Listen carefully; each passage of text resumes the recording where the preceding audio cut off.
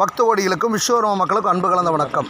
சுமார் 10,000 ஆண்டுகளுக்கு முன்பாகவே கம்போடியா நாட்டிலே வந்து கிட்டத்தட்ட கம்போடியாவிலிருந்து ஒரு 350 கிலோமீட்டர் காட்டுக்குள் நாங்கள் பிரயாணம் செய்துள்ளோம்.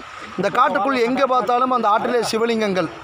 இந்த சிவலிங்கத்தினுடைய தோற்றம் இந்து மதத்தினுடைய வளர்ச்சி மட்டுமல்ல, இங்கே பல்லாயிரக்கணக்கான ஆண்டுகளுக்கு முன்பாக விஸ்வகர்மா சமூக மக்கள் வந்து 1008 லிங்கங்களை வழிபாடு செய்துள்ளார்கள். 1008 லிங்கங்களை இந்து மதத்தினுடைய வளர்ச்சியாக இந்த ஒரே பாறையில் 1008 லிங்கங்கள் இன்று சிறப்பான பூஜை.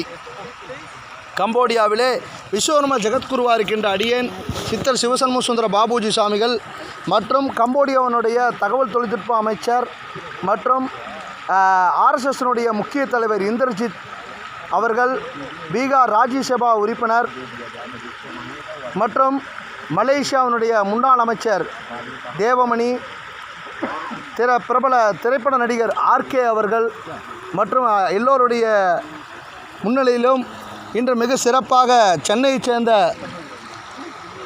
பிராமணர்கள் அவர்கள் சுமார் சிவாச்சாரியா அவர்கள் சிறப்பான வழிபாடுகளை செய்து இன்று சிறந்த பூஜைகளை செய்தார்கள்.